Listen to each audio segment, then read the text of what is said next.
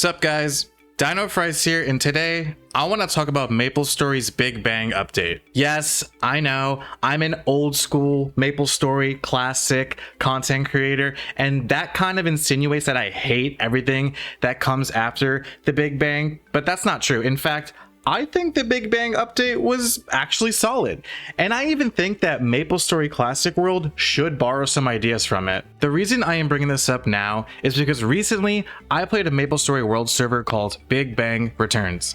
As the name suggests, it is set in the post-Big Bang era, but uses some stuff from the Chaos update. Big Bang Returns is only available in Korea, so you will need a VPN if you are outside the region. Speaking of VPNs, I use NordVPN and I have for some time now. I like it. There is an affiliate link down in the description below if you want to check it out. If you're looking for a VPN, if you sign up using that affiliate link, my affiliate link, I get a small commission and it helps support the channel. Anyway, Big Bang Returns. I streamed myself playing it a bunch not too long ago and I had an absolute blast. I made a Dawn Warrior, one of my favorite classes from back in the day. I think Soul Blade and Soul Driver are some of the coolest skills ever in the history of MapleStory. And listen, every single stream was hella fun. Playing this server reminded me of why I liked the Big Bang update so much when it first dropped back in July 2010. For better or for worse, it overhauled almost every part of the game.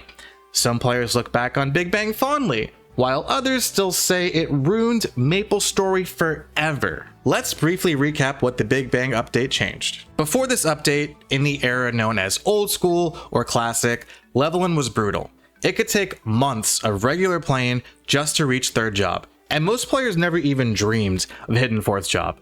Big Bang reduced the XP curve dramatically, letting people hit level 70 in weeks or even days instead of months.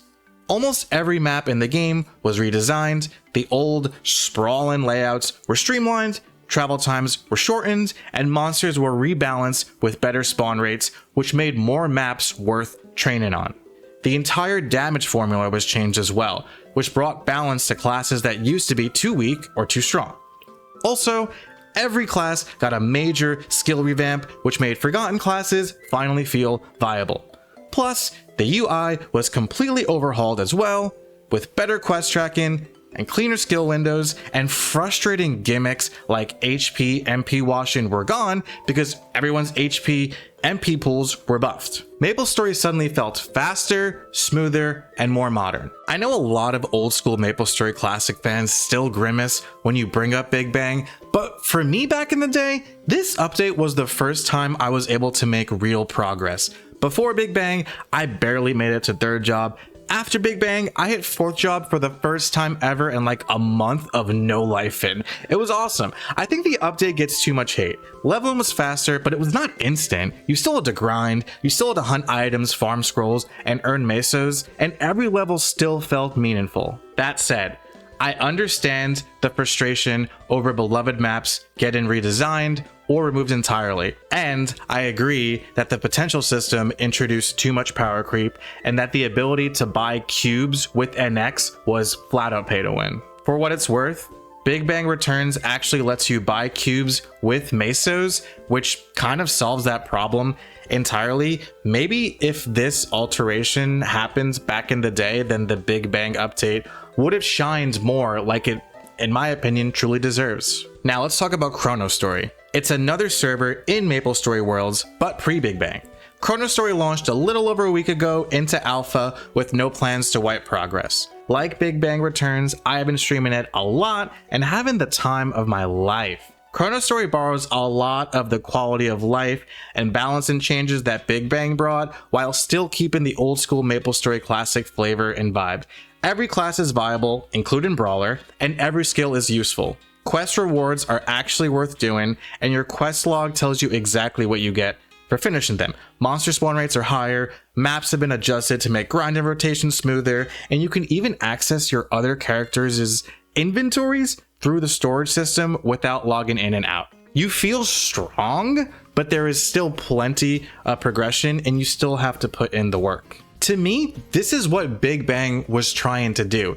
Make MapleStory less punishing without taking away that sense of growth. That's why I hope MapleStory Classic World incorporates elements from the Big Bang update. We can have our nostalgia and eat it too.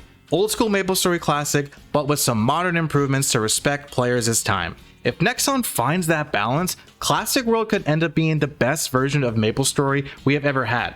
Something that captures the charm we grown-ups experienced in our youth while being accessible enough to enjoy to the fullest today with our adult responsibilities. Okay, that's it for me today. Thank you for watching. Please drop a like, subscribe if you haven't already, and leave a comment down below. Was Big Bang the patch that ruined MapleStory for you? Or did you like it? And should Classic Worlds include some of its features? If so, which ones? Let me know. All right, see you in the next one. Peace out.